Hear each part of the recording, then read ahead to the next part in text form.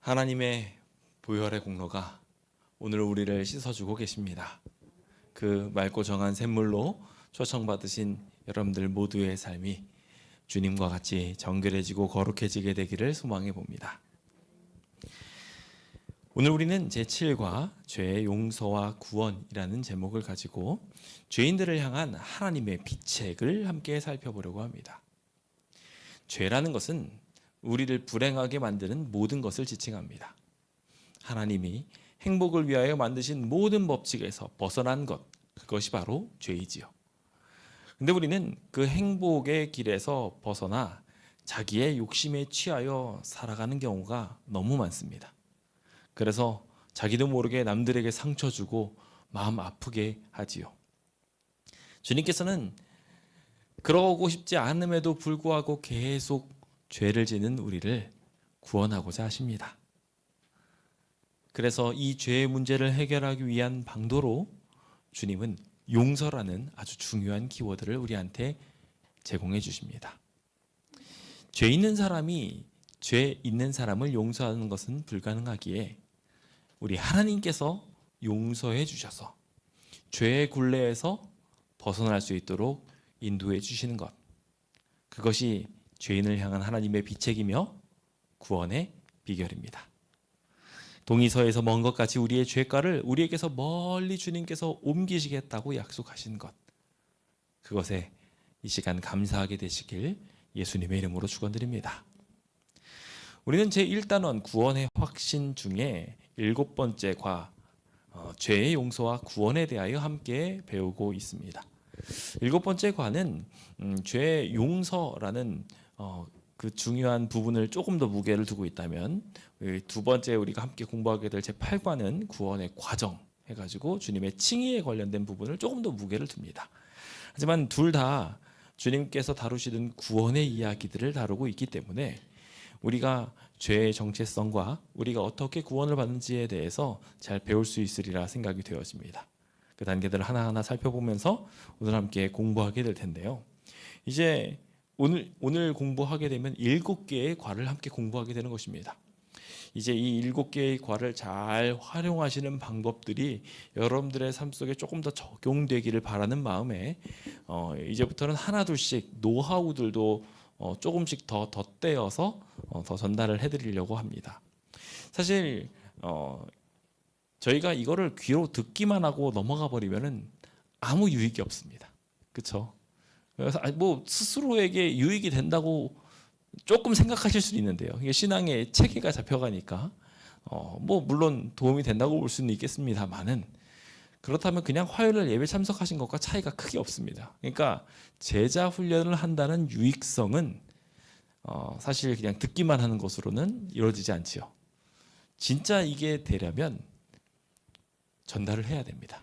근데 이거 전달을 하려고 보니 어렵습니다. 갑자기 생뚱맞게 구도자를 데려다 놓고 앉아가지고 그 사람한테 이거를 가르치려고 하면 아마 그동안 연습도 못 해보셨고 어떻게 해야 될지 몰라서 답답하실 것 같습니다. 듣기는 들어서 이제는 뭔가 할 수 있을 것 같기도 한데 막상 하려고 하면 잘 안 되니 더 답답하셨으리라 생각합니다. 그런 분들에게 하나님의 위로와 힘이 있게 되기를 기도합니다. 제가 여태까지 7개의 과를 진행하면서 그래도 중요하다 생각하는 과들이 몇 과가 있습니다. 그 중에 한 과가 1과였습니다. 왜냐하면은 신앙을 아직 모르는 사람들에게 신앙을 가르쳐 줘야 되는 상황이다 보니까 1과가 중요하다고 생각했습니다. 그래서 제가 1과는 어떻게 했나요? 1과를 배우고 난 다음에 가르치는 복습을 했습니다. 기억나십니까? 네. 그래서 실제로 한번 옆에 분들이랑 해보시라고 했어요. 아마 처음 해보셔서 그때 잘 어려우시긴 하셨으리라 생각합니다만은 그래도 해보셨습니다. 제가 이렇게 하는 이유가 있는데요. 이렇게 공부를 하시다 보면 우리가 또 중요한 과들을 몇 개 배우게 됩니다. 우리가 주로 많이 다루게 될 과 중에 하나는 아마 안식일과 관련된 이야기들, 그렇죠? 그리고 죽음과 부활, 침례에 관련된 이야기들, 성소와 관련된 이야기들 등등등이 있을 것입니다. 이런 몇몇 과들은 우리가 다른 이들에게 성경 공부를 가르치기 굉장히 좋은 내용 중에 하나입니다. 그러다 보니 그런 과들이 나올 때마다 실습 시간을 가질 겁니다. 그래서 옆 사람과 같이 실제로 매칭이 되어 함께 진행하는 시간들을 갖게 되겠지요. 그런데 제가 그 시간까지 아직 시간이 많이 남았다 보니까 아직까지도 공부하면서 답답해 하시는 분들이 계셔서 지금부터 해보고 싶으신 분들, 연습해보고 싶으신 분들을 위한 몇 가지 팁과 틀들을 조금씩 이 말씀을 드리려고 합니다. 오늘 함께 여러분들과 나누려고 하는 먼저 첫 번째 팁은요, 성경절이 나올 때마다 같이 읽으라는 겁니다. 뭐라고요? 성경절이 나올 때마다 같이 읽으라고요. 성경 공부를 가르칠 때 다른 것보다도 가장 효과적인 방법 중에 하나는요, 성경절을 같이 읽어주는 겁니다.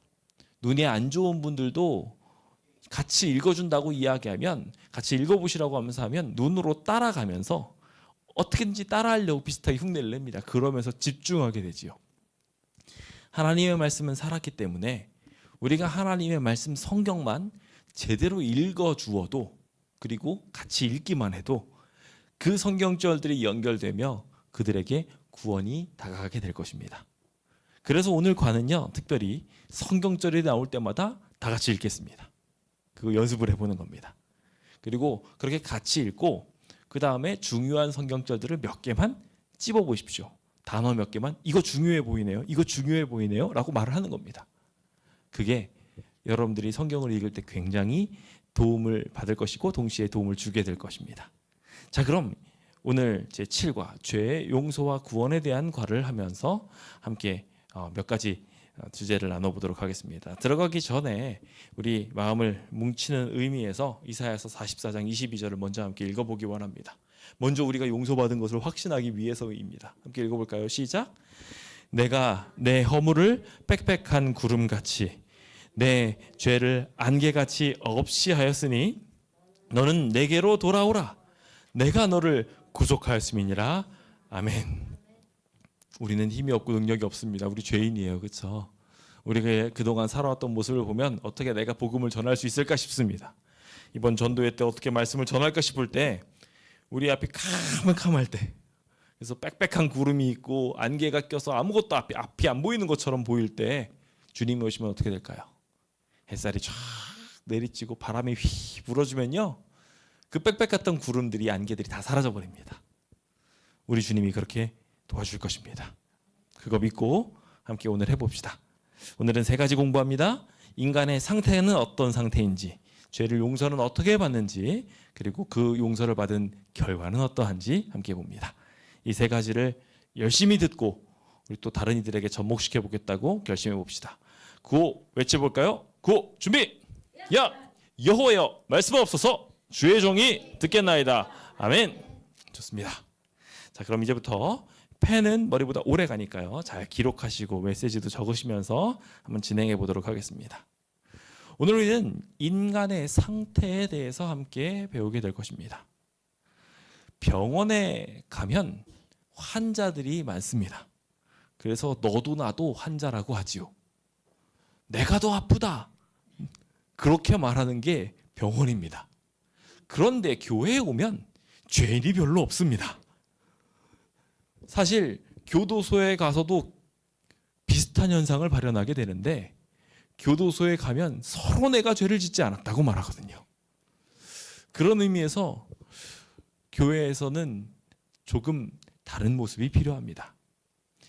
교회에서 입에 발린 말로 내가 죄인입니다 라고 말할 때가 있지만, 스스로의 죄를 얼마나 자각하고 있는지는 가끔 퀘션 마크가 찍힐 때가 있습니다. 너무 큰 죄책감도 문제이지만 우리의 삶에 죄를 바로 아는 일도 중요할 것입니다. 신앙을 처음 접하시는 분들이 내가 무슨 죄인이냐라고 말하는 분들이 많습니다. 그런 분들에게 우리는 잠시 영혼의 의사가 되어 주어야 합니다.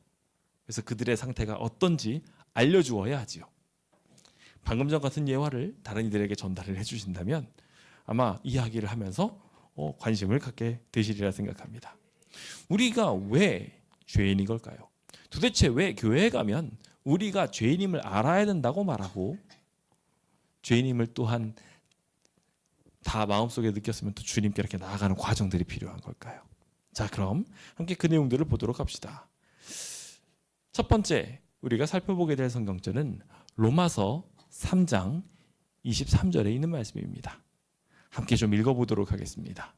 성경책을 찾았다고 생각을 하시고 함께 읽어볼까요? 시작. 모든 사람이 죄를 범하였음에 하나님의 영광에 이르지 못하더니. 자, 여기 굉장히 중요한 내용이 등장합니다. 모든 사람이 죄를 범하니까 어떤 상황이 만들어졌습니까? 하나님의 영광에 이르지 못했다는 것입니다. 하나님은요, 본래 인간을 창조하시면서 인간이 하나님의 영광 되기를 바랬습니다. 영광이라는 게 뭡니까? 영광 단어 중요해 보이죠? 이 영광이라는 단어는 결과적으로 잘 되는 겁니다. 그래서 영광이 됐다는 것을 생각을 해보면, 예를 들어서 그 영광이라는 단어가 언제 쓰는지 봅시다. 개천에서 용 났을 때, 그렇죠? 시골 촌구석인데 거기서 정말 잘 돼가지고 판검사가 돼가지고 탁 똥똥거리면요, 정말 시골 촌뜨기에서 갑자기 대통령이 나오면요, 그러면은 영광이 되는 겁니다. 그렇죠? 그런 게 영광이에요. 그렇죠? 하나님께서는요, 인간을 창조하시고 하나님의 영광을 삼으시려고 했어요. 그러면은요, 그 영광이 됐다는 거는 무슨 얘기예요? 잘 됐다는 얘기예요? 아니면 쫄딱 망했다는 얘기예요? 잘 됐다는 얘기예요. 하나님은 본래 우리를 잘 되게 하시려고 하셨어요. 멋지게 만들려고 하셨어요. 하나님의 영광이 되도록 말입니다. 그런데 그 영광이 되도록 하지 못한 게 뭐예요? 죄입니다. 이 죄에다 좀 동그라미 쳐볼 필요가 있어요. 그러니까 이 죄는요, 결과적으로 우리로 잘 되지 못하게 하는 것, 하나님의 본래의 목적대로 우리가 행복하게 살려고 하는데 그거를 못하게 하는 게 죄예요. 우리의 모습을 잠깐 살펴볼까요? 우리의 모습을 보았을 때 하나님의 영광이라고 할 만한가요? 아, 난 좀 잘난 것 같아 라고 하는 사람도 자기를 신이랑 빗댈 만큼 되지는 못한다는 것을 명확하게 알 것입니다. 하나님은 본래 인간을 창조하실 때 우리가 그동안 공부했던 것처럼 하나님의 형상대로 창조하셨습니다. 그렇죠? 그런데 우리가 하나님의 형상대로 지금 있느냐? 아니에요. 저는 배가 뿔뚝 튀어나왔고요, 요즘에 계단 내려갈 때 무릎도 조금씩 아프기 시작합니다. 아이고, 하나님의 영광에 이르지 못하고 있어요. 왜 그런 거예요? 죄 때문에 그래요. 제가 욕심이 너무 많아져가지고 많이 먹었어요. 운동을 열심히 부지런하게 해야 되는데 죄 때문에 게을러졌어요.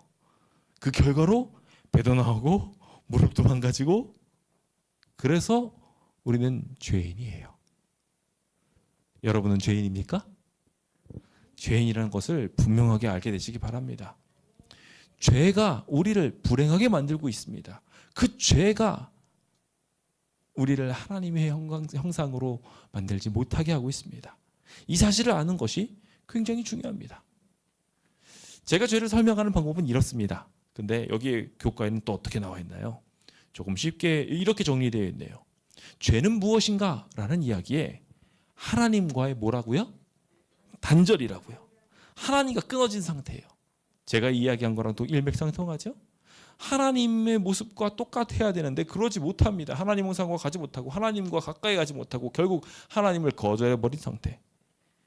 이것이 죄입니다.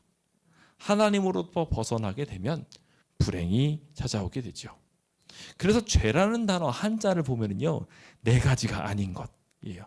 그래서 싸가지가 없으면 죄예요. 그 4가지는 뭘까요? 이 4가지는요, 첫 번째, 법이 아닌 것. 법이 아닌 거는 죄입니다. 하나님의 법과 달라진 것들 죄예요.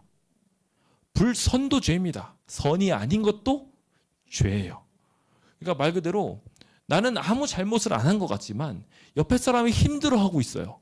근데 그 사람을 안 도와줬으면 그것도 죄예요. 그리고 불신도 죄예요. 내가 옆에 사람도 잘 도와줬고 법도 잘 지켰지만 하나님 계시는 거 안 믿고요, 주변 사람들을 안 믿고 살아요. 나 혼자 잘 되고 잘 살고 그런 느낌이에요. 그것도 죄예요. 그렇게 된 나라는 분명히, 그렇게 된 세상은 분명히 불행해질 수밖에 없습니다. 마지막으로 불의도 죄예요. 아무리 혼자 잘난 척 하더라도요, 그 사람이 태생부터 죄인이라서 주홍글 씨와 같이 그의 삶을 계속해서 죄과들이 따라간다면 그것도 죄예요. 그래서 우리가 불행해지는 요건들이 이렇게 많아요. 법을 지키지 않거나 선을 행하지 않거나 믿지 못하거나 태생부터 죄가 많거나, 그럼 다 죄예요. 이 상황을 보면은요, 우리 모두가 죄인이 아닌 존재가 아무도 없다는 거예요. 그렇죠? 우리는 그 사실을 일단 인지하고 넘어가야 됩니다. 그래야 병원 가서 아프다고 말함으로 치료받을 수 있는 거예요. 하나님께 나아가서 아프다고 말하고 우리 죄 치료받을 수 있는 겁니다. 그렇게 되기를 간절히 바랍니다. 근데 문제는 이게 아프다는 거에 대한 심각성을 제대로 모르시는 분들이 되게 많더라는 거죠. 그래서 죄의 대가도 알아야 돼요. 죄의 대가는 로마서 6장 23절에 나옵니다. 함께 성경절을 찾았다고 생각하고 읽어보겠습니다. 시작. 죄의 삭은 사망이요 하나님의 은사는 그리스도 예수 우리 주 안에 있는 영생이니라. 자, 여기 하나님께서는요, 본래 우리한테 뭘 주고 싶으셨어요? 아까 전처럼 영광과 똑같이 우리를 어떻게 살게 하기 원하셨어요? 영생하게 하기를 원하셨어요. 하나님이 원래 목적이에요. 그렇죠? 근데 문제는 죄는 하나님과 반대라고 했잖아요. 죄는 하나님과 단절되는 거예요. 하나님의 목적과 정반대의 일이 일어나는 거예요. 그러니까 뭐예요? 영생의 반대는 사망이에요. 죄의 결과값은 결국 사망이라는 것입니다. 사망에다 동그라미 쳐야 되겠죠. 우리가 이거 알아야 돼요. 지금 우리가 하고 있는 불법, 불의, 불선, 불의가 뭐랑 연결된다고요? 죽음이랑 연결된다는 거예요. 우리가 이 무게를 알아야 돼요. 어떤 분들이 담배를 처음 시작하실 때 내가 폐암으로 죽을 거다라는 것을 딱 알고 있다면 그거 피울까요, 안 피울까요? 아이고, 그거 처음 시작할 때는 그래도 끊을 수 있습니다. 그 결과를 알기 때문에 그럼 그 결과를 확실하게 만나면 안 할 거예요. 심지어 피우고 있는 중에 그게 너무나도 명확하게 가슴에 와닿게 되잖아요. 그러면은 그렇게 중독된 사람도 그냥 끊으려고 노력이라도 합니다. 그렇죠? 근데 문제는 그 대가를 모른다는 거예요. 그래서 철없이 이것을 시작함으로 망가지는 경우들이 참 많아요. 우리의 죄도 비슷합니다. 이 죄가 얼마나 무서운 일을 불러오는지를 잘 모르는 거예요. 양치기 소년 이야기 아시죠? 양치기 소년이 했던 장난들이 얼마나 무서운 결과를 몰고 올지 그 아이가 알았다면 어떻게 했을까요? 거짓말 했을까요? 안 했을까요? 안 했을 거예요. 그렇죠? 그런데 재밌으니까요. 한 번 하고 또 하고 결국 그 결과로 양들이 다 죽어버렸어요. 어쩌면 그 아이도 위협에 처해서 죽었을지도 몰라요. 오늘 우리는 이 사실을 분명하게 알아야 됩니다. 죄의 삭은 뭐라고요? 사망이라고요. 여기서 굉장히 중요한 건 사망은 사람이 어떻게 할 수 있습니까? 없습니까? 어떻게 해도 이 사망의 늪에서 벗어날 방법은 없습니다. 사망에서 피할 수 있는 존재는 아무도 없어요. 즉, 죄에 대해서 내가 뭘 할 수 있다라고 생각하는 사람이 있어요? 없어요? 없다는 겁니다. 그러니까 우리가 여기에서 또 하나의 힌트를 발견합니다. 죄의 결과가 사망이고 사망을 우리가 누구도 피할 수 없다는 것은 죄를 우리 힘으로 해결할 수 있다는 거예요? 없다는 거예요? 없다는 겁니다. 우리가 명확하게 가르쳐줘야 됩니다. 죄의 값은 사망이지만 우리가 그 문제를 해결할 방법은 없습니다. 여러 가지 죄들이 있지만 그 죄들이 다 하나같이 똑같은 무게를 가지고 있다는 거 기억하셔야 됩니다. 어떤 사람은 살인을 하고 어떤 사람은 도적질했습니다. 그러면 살인한 사람은 사망을 받고 도적질한 사람은 덜 사망을 받나요? 다 똑같은 사망을 당합니다. 오늘 우리는 이 사실을 명확하게 알아야 됩니다.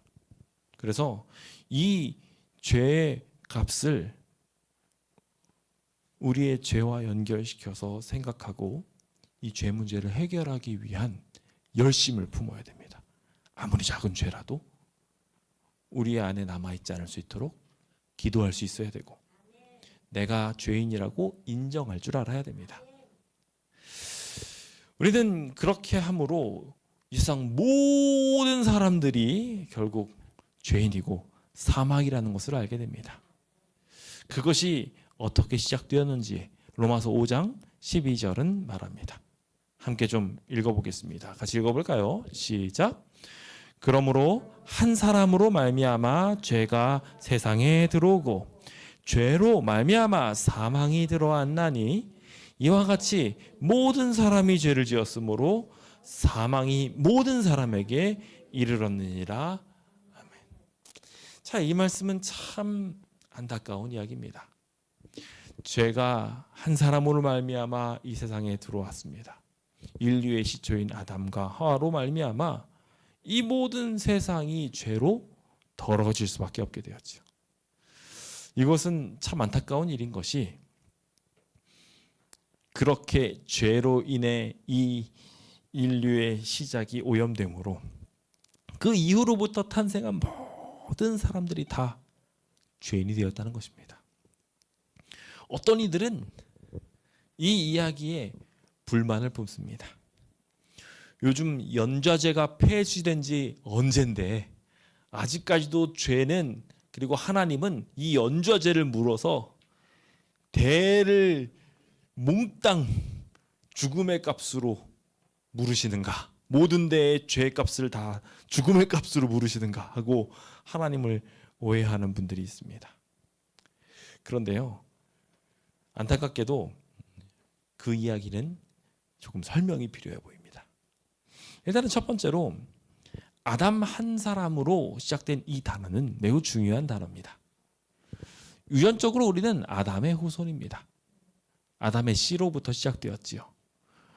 아담으로부터 시작된 모든 사람들은 아담을 닮게 되어 있습니다. 아담이 가지고 있는 모든 것들을 그대로 닮아서 태어나게 되지요.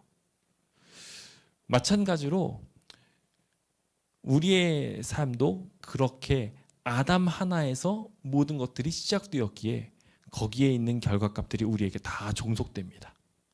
예를 들어서 구피가 새끼를 배에다 벤 상태로 새끼가 분명히 뱃속에 움직인다 할지라도 구피가 죽는다면 새끼들은요 그 배에서 다 죽는 겁니다.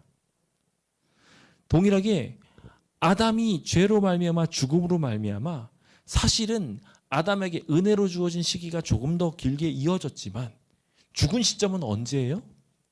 선악과를 따먹은 그 시점이에요.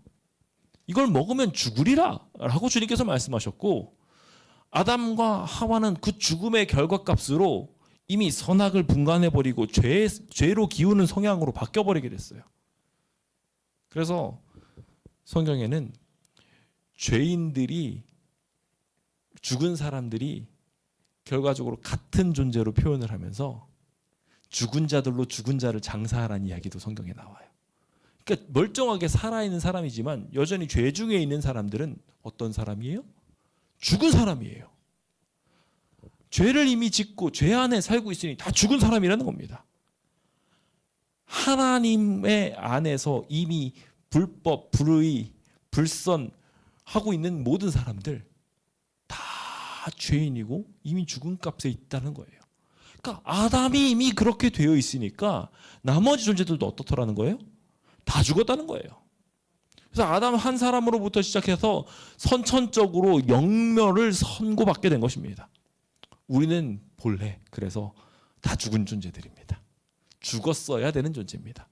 만약에 하나님께서 그 죽음의 결과값을 바로 취하셔서 너 선악과 따먹었으니까 죽어야 돼 라고 했어도 아담과 하와는 할 말이 하나도 없습니다.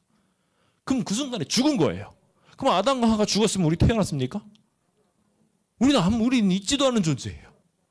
우리는 지금 어떤 것으로 살아가고 있냐면 은혜로 살아가는 거예요. 하나님의 은혜로 기다려주시니까 산 거예요.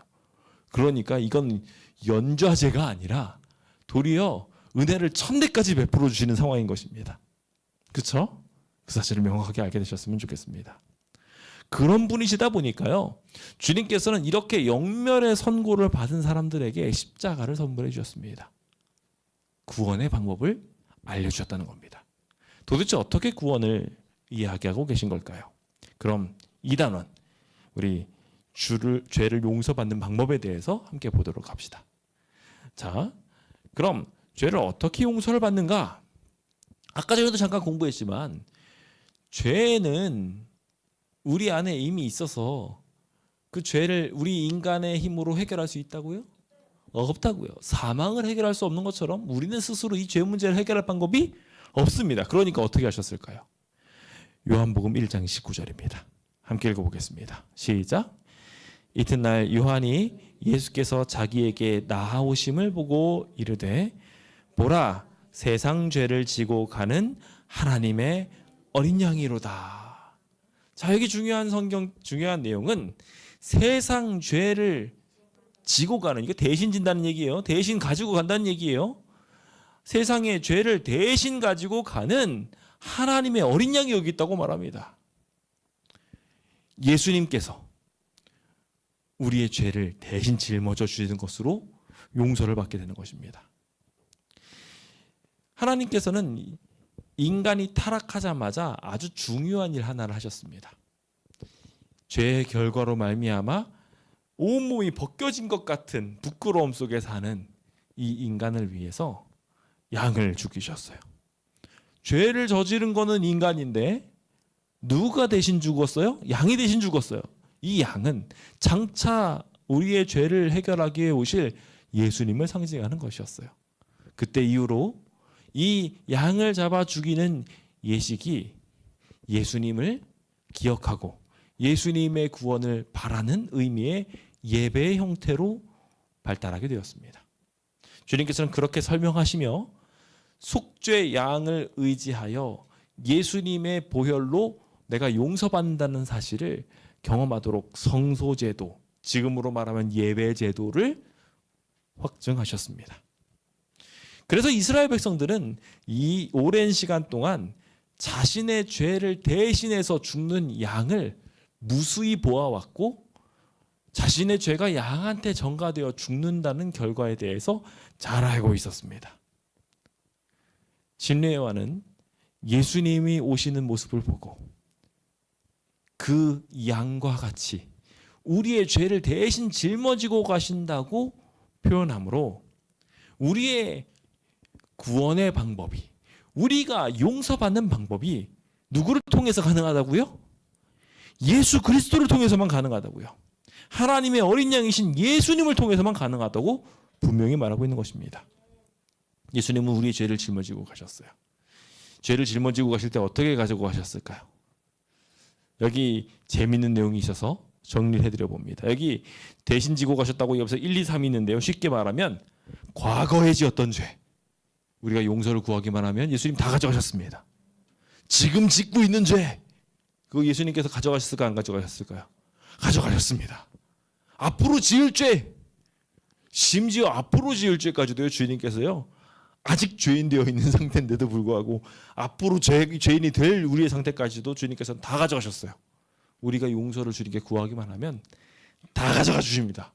감사하십니까? 아멘. 그게 우리 주님께서 주시는 용서하시는 방법이에요. 오늘 우리가 이 용서를 받을 때 어떠한 태도를 취하면 좋을까요? 그 이야기가 설명 2번에 나옵니다. 유리창을 깬 아들 이야기예요. 부모가 학교에서 유리창을 깬 아이, 요즘에 저희 아이들이 요즘에 야구를 좋아하는데 야구 좋아하는 아이들의 공통점은 항상 이렇게 하다 보면은요, 항상 유리창을 깨트려 먹어요. 그럼 그거 누가 책임질까요? 부모가 책임집니다. 네, 부모가 뭐 혹시 유리창 값은 아이가 용돈으로 어떻게 마련해가지고 갖는다 할지라도 그 문제의 형사적인 처벌이나 모든 것들 부모가 나서지 않고 해결할 방법이 없습니다. 결국 같은 현상이 우리의 삶에 일어나게 됩니다. 주님께서는 그렇게 용서해 주시지요. 그렇게 유리창 값을 물어주면서 아버지는 돌아다니면서 학우들한테 미안하다, 선생님한테 미안하다 막 그러면서 다 사죄하고 다닙니다. 그렇게 하는 모습을 아들이 보게 되면 어떻게 될까요? 그러고 나서도 계속해서 야구를 하면서 유리창을 깽 깨트리면서 아빠 또 깨트렸어요. 이럴 사람 아무도 없을 거예요. 그렇죠? 네. 진짜 아버지와 관계가 제대로 맺혀져 있고 그 죄의 값을 제대로 경험했다면 그 이후로는 다시는 죄가 짓기 원치 않습니다. 또 야구가 좋아서 하다가 실수할 수는 있지만 그래도 그거 좋아합니까? 안 좋아합니까? 또 깨트리는 거는 안 좋아한다는 거예요. 적어도. 그렇죠? 이거 뭐 야구 자체는 좋아할 수 있어도 이제는 더 이상 깨트리지 않게 조심하는 사람이 될 거라는 거예요. 그렇죠? 오늘 우리가 죄를 용서받게 될 때 동일한 현상이 반드시 일어나는 것이 좋다는 것을 기억하면 좋겠습니다. 자, 계속해서 우리 5번에 있는 이야기로 들어가서 죄를 용서받는 방법 두 번째 이야기를 봅시다. 자, 베드로전서 2장 24절은 이렇게 말합니다. 같이 좀 읽어볼까요? 시작. 친히 나무에 달려 그 몸으로 우리의 죄를 담당하셨으니 이는 우리로 죄에 대하여 죽고 의에 대하여 살게 하려 하심이라. 그가 채찍에 맞음으로 너희는 나음을 얻었나니. 자, 이 내용은 아주 중요한 사실을 방금 전에 살폈던 아주 중요한 사실을 이야기하고 있습니다. 방금 전에 뭐 배웠죠? 우리가 야구하면서 유리창 깨트린 이야기를 통해서 배운 게 있습니다. 죄를 계속해서 짓고 싶어하는 사람이 된다고요? 아니면은 안 짓고 싶어하는 사람이 된다고요? 맞습니다. 안 짓고 싶어하는 사람이 된다는 겁니다. 예수님이 친히 십자가에 달려 돌아가시는 모습을 보고 우리는 예수님의 십자가를 바라보며 죄의 무게와 우리의 죄를 미워하게 되는 마음들이 생겨나게 됩니다. 그러면 우리는 그 죄를 가져가시는 것을 통해 우리의 마음에 놀라운 변화가 생겨나기 시작하는데 그 십자가의 죄를 담당하심으로 우리가 죄를 미워하게 되기 시작합니다. 이것은 또 하나의 진행형 용서 방법이라고 저는 생각합니다. 주님께서는 그렇게 하시기 위해 아주 중대한 몇 가지를 하셨는데요. 여기 중요한 단어 첫 번째는 나무에 달립니다. 나무에 달린다는 것은요, 아주 흥미로운 이야기입니다. 여기에 성경절이 안 나와 있어서 좀 아쉽기는 한데요. 기본적으로 나무에 달린다는 것은 저주받았다는 얘기입니다. 나무에 달리셨다는 것은 예수님께서 우리의 죄를 대신해서 저주받으셨다는 얘기예요. 그래서 그 얘기를 요한복음 3장에서는 광야에 들린 뱀과 같이 인자도 들릴 것이다 라고 예언되었고, 갈라디아서 5장에서는 육체와 함께 그 정욕과 탐심을 다 십자가에 못 박아버리셨다고 이야기하셨고요.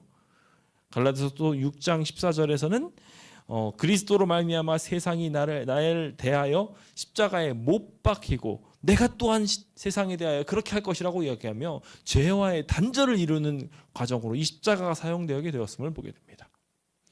예수님께서 저주의 상징인 이 십자가에 달려 돌아가시는 것을 통해 죄인된 우리 자녀들의 마음을 감동시키셔서 죄와 분리시켜 주신 것입니다.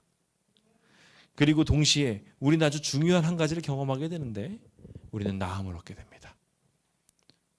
그 전까지는 유리창을 깨뜨린 죄인이지만 이제는 부모가 다 해결하고 용서를 구하고 가서 그는 더 이상 죄인이 아니게 되게 되는 것이죠. 그래서 자식이 잘못한 건 부모가 다 감당하듯 우리 하나님께서 우리의 죄를 다 감당하시고 해결해 주시는 것을 보게 됩니다. 우리는 이 사실로 인하여 죄 없는 사람 마냥, 깨끗한 사람 마냥 다시 죄를 미워하게 되는 사람으로 바뀔 수 있는 계기를 갖게 됩니다.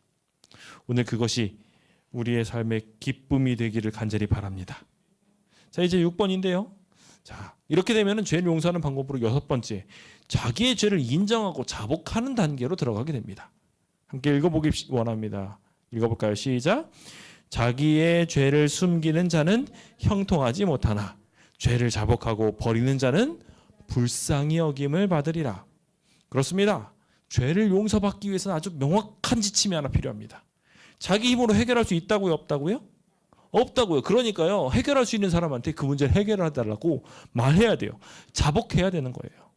죄를 품고서 계속 자기가 가져가려고 하면요, 안 돼요. 근데 문제는 죄의 특성이 자신의 죄를 숨기려고 해요. 기왕 안 알려줬다면 끝까지 안 알려지기를 바라는 거죠. 그럼 그 죄는 남아있는 거예요. 유리창을 쨍 깨트리긴 깨트렸는데 그게 내가 깨트린지 아무도 몰라요. 그러면 몰래 훔치고 있으면 그 깨트린 일이 없어지는 건가요? 아니에요. 어느 순간 우리가 운동하고 있는 그 자리에 눈을 부라리고 있는 할머니가 나타날 겁니다. 당신이 너가 내가 깨트렸지 하면서 할 때마다 가슴이 벌렁벌렁거리고 죄의 결과값은 여전히 남아있다 보니까 계속 죄책감을 가지고 살게 될 거예요. 근데 문제는 죄를 가진 사람은 이렇게 비정상적인 생각을 가져서 쨍그랑 깨트리면요, 부모님한테 가가지고 이분한테 가서 잘못을 청하지 않고 뭐 해요? 도망가서 숨어요. 네, 이거 심각한 문제라는 거예요. 그래서 죄를 품지 마시고 죄를 버려야 돼요. 죄를 품으면 관계도 단절되고 심장박동도 빨라지고 뇌파도 달라지고 눈빛도 달라지고 얼굴도 달라지고 기억력도 사고력도 다 달라져 버립니다. 기억하시기 바랍니다. 죄는 자복하셔야 됩니다. 예. 저희 아이들 얼굴 가끔 보잖아요. 가끔 벌렁벌렁하는 얼굴로 저희를 쳐다볼 때가 있습니다. 분명 뭔가 잘못한 때예요. 우리 하나님 다 아십니다. 저도 아는데 하나님 모르시겠습니까? 숨기지 마시고 주님께 가져갑시다. 그러면 어떻게 될까요? 7번입니다. 죄를 가졌다 두면 다 용서받는다는 거예요. 얼마나 좋습니까? 그렇죠? 우리 함께 읽어봅시다. 요한복음 1서 1장 9절입니다. 시작. 만일 우리가 우리 죄를 자백하면 그는 미쁘시고 의로우사 우리 죄를 사하시며 우리를 모든 불의에서 깨끗하게 하실 것이요. 자, 여기 죄를 자백하면 자백 동그라미 치셔야겠죠? 그러면 하나님은 어떤 분이에요? 미쁘시고 의로운 분이에요. 그러니까 어떻게 해주세요? 죄를 다 용서해 주세요. 깨끗하게 해주세요. 감사하십니까? 아멘. 그래서 우리는 회개 기도를 하셔야 됩니다. 죄가 있으면요, 하루의 일과가 다 마무리될 때 주님 앞에 나가서 기도하십시오. 제가 이러이러한 죄가 있습니다. 이러고 싶지 않은데 자꾸 똑같이 이렇게 합니다. 하나님 용서해 주세요. 그럼 어떻게 할까요? 하나님 신기하게도 용서해 주십니다. 그래서 진홍과 같이 붉은 죄라도 다 깨끗하게. 그래서 주님께서는 계속해서요, 변론하자고 초청하세요.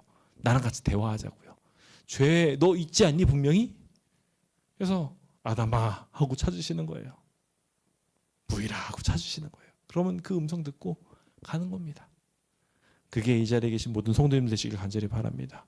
그럼 죄의 문제를 완전히 분리시켜서 동의서에서 먼 것처럼 완전 반대잖아요. 그렇죠? 죄를 완전히 떨어뜨려 놔주실 거예요. 우리 그렇게 됩시다. 자, 그럼 이제 이렇게 죄의 용서를 받게 되면 어떻게 될까요? 결과적으로 구원을 받게 된 거예요. 그 구원의 이야기는 어떻게 풀려나가는지 빠르게 좀 봅시다. 먼저 첫 번째로 죄를 용서받은 것은 예수를 믿는 믿음의 결과라는 것 꼭 기억하셔야 됩니다. 로마서 5장 1절입니다. 시작. 그러므로 우리가 믿음으로 의롭다 하심을 받았으니 우리 주 예수 그리스도로 말미암아 하나님과 화평을 누리자. 자, 의롭다 하심을 뭘로 받았다고요? 믿음으로 받았다고요. 여기 나와 있죠. 그렇죠? 그래서 의롭다 하심을 받는 건 믿음이에요. 믿기만 하면 주님께서 의롭다 하신다는 칭의에 대한 개념을 주십니다. 이 칭의라는 개념은 아직 죄가 있는데 죄 없다고 말씀해 주시는 거예요. 얼마나 감사합니까? 주님께서는 이 이야기들을 우리에게 적용시키셔서 우리가 아직 죄인인데도 불구하고 너는 의롭다라고 말씀해 주시고 그 선언해 주시는 것으로 하나님과 화평할 수 있는 존재로 바꿔주십니다. 이 모든 일들이 화목제물이신 예수님 덕분이라는 것을 우리는 기억해야 하고요. 그 단절을 회복시키신 주님께 감사하면서 그렇게 나가게 될 때 우리는 변화하게 됩니다. 그래서 9번에 있는 이야기를 보시면 믿음으로 말미암아 주님께서는 아까 전에 말한 것처럼 의롭다고 칭해 주시죠. 그러면 그 의롭다고 칭해지게 되면요, 하나님과의 화평의 관계로 들어갑니다. 그게 바로 구원이에요. 그래서 로마서 10장 10절은 그 사실을 이렇게 말합니다. 함께 읽겠습니다. 시작. 사람이 마음으로 믿어 의에 이르고 입으로 시인하여 구원에 이르느니라. 사실 이 이야기는 우리가 다음 과에서도 공부하게 될 이야기입니다. 근데 오늘 맛보기를 하자면 결과적으로 우리가 하나님을 믿는다고 시인하게 되면, 결심하게 되면 하나님께서 그 결심을 보시고 하나님께서 기적으로 만들어 주신다는 거예요. 근데 문제는 결심이 안 일어나게 되면 아무 변화도 생겨나지 않습니다. 그래서 우리의 마음에 결심을 하는 게 되게 중요해요. 그래서 신 예배를 드릴 때마다 아멘 아멘 하라고 말씀드리는 이유가 자기 결심을 말하는 거예요. 저도 그렇게 되기 원합니다. 아멘이 다른 말이 아니에요. 저도 그렇게 될 거예요 라는 얘기예요. 그게 결심이잖아요. 그렇죠? 그렇게 되기를 바라고 나 그렇게 되기에 동의합니다 라고 이야기하면 하나님께서 기적을 일으켜 주시게 될 겁니다. 여기 기적으로 가는 결심에 이르게 되는 몇 가지 단계들이 등장하는데요. 우리가 한번 쭉 읽어보시고 이렇게 결심에 이르기 위해 하나님께서 하신 일들과 우리가 할 수 있는 일들도 함께 생각해 보면 좋을 것 같습니다. 시간이 없기 때문에 이건 넘어가겠고요. 우리 이제 10번에 있는 이야기로 들어가서 마지막 구원이 어떻게 우리에게 주어지는지 봅시다. 에베소서 2장 8절입니다. 함께 읽어볼까요? 시작. 너희는 그 은혜에 의하여 믿음으로 말미암아 구원을 받았으니 이것은 너희에게서 난 것이 아니요 하나님의 와, 아멘이시죠? 아멘. 하나님이 우리한테 선물로 주신 겁니다. 그러니까 선물에다 빡빡빡 치셔야 돼요. 은혜로 빡빡빡 치셔야 돼요. 믿음 빡빡빡 치셔야 돼요. 이게 얼마나 감사한 이야기예요. 그래서 이것은 우리에게서 난 게 아니라 우리가 어떠한 방법을 쳐도 이걸 받을 방법이 없어요. 우리가 교회 열심히 나온다고 구원받는 거 아니에요. 그 교회에 나오는 거는요 구원의 대가가 될 수 없어요. 예수님께서 거저 주신 거죠. 그러니까 우리는 예수님 보고 싶으니까 교회 나온 것 뿐이지 그걸로 구원받는 거 아니에요. 그렇죠? 우리가 뭐 몸을 불살라 준다 할지라도 하나님한테 다 헌신해도 그거 갖고 구원받을 수 없어요. 우리가 뭐 조금 더 대단한 일을 해서 영혼 구원 많이 하고 막 그런다고 해서 구원받나요? 아니에요. 구원은요 그냥 선물로 주어지는 거예요. 우리가 이 사실을 명확하게 이해하게 되었으면 좋겠습니다. 우리가 아무리 노력을 많이 해도요 하늘나라에서 대단한 자리를 차지할 수 없어요. 뭐 그거 가지고 하늘나라에서 높은 자리 차지하는 거 아니에요. 하나님은 그냥 은혜로 주시는 거예요. 그 은혜에 대하여 거저 주어 주심을 기억하시고 이 값없이 주신 은혜를 이 시간 무시하지 않게 되시길 간절히 바랍니다. 그래서 주님께서는요 목마른 자들아 물로 나오라고 이야기합니다. 다 내게로 오라고 이야기하면서 내가 다 주겠다고 이야기하면서 돈 없는 자도 와서 사 먹대. 사 먹긴 사 먹는 거예요. 근데 누가 내주시는 거예요? 예수님이 내주시는 거예요. 그러니까 값없이 와서 포도주도 먹고 젖도 먹고 다 먹으라는 거예요. 거저 주어지는 거예요. 그래서 주님께서는 이 생명의 샘물을 목마른 자들한테 다 값없이 주시겠다고 분명히 말씀하십니다. 그런데 중요한 건 똑같이 여기서 반복되는 단어가 있어요. 생명수를 마시기 위한 조건이 있어요. 뭔지 아세요? 목말라야 주셔요. 내가 필요로 해야 되는 걸 다른 말로 믿음이라고 표현합니다. 믿으십니까? 주님의 구원을 바라십니까? 주님의 나라가 좋다고 정말 확신하십니까? 그러면 주님께서 주십니다. 그 선물 이 자리에 계신 모든 분들이 꼭 받게 되길 간절히 바라면서 오늘 이 모든 과에 대한 내용들을 정리해 봅니다. 어떠십니까?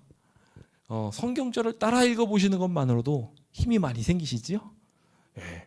여러분들이 느낀 감정 똑같이 옆에 분에게도 전달해 주십시오. 성경절을 같이 읽는 것만으로도 놀라운 기적이 일어나게 될 것입니다. 함께 그 일들을 해보시면서 놀라운 기적을 경험하시는 모든 성도님들 되시길 간절히 바랍니다. 그럼 기도하고 마치겠습니다. 자, 비로신 하나님, 오늘도 저희가 주님의 구원을 다시 한번 경험합니다. 구원이 그러하듯 하나님이 이루시는 구원의 기적도 동일하게 그렇게 이루어질 것을 믿습니다.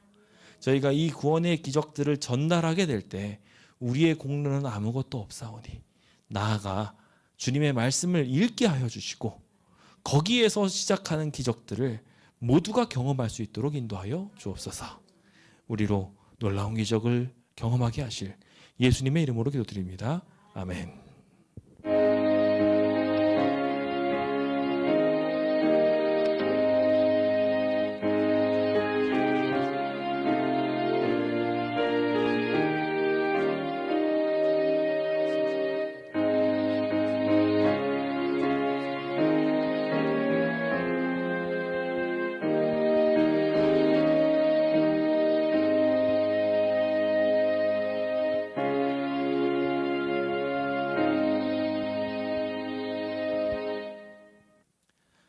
감사합니다. 안녕히 들어가시고 또 안식일에 뵙도록 하겠습니다.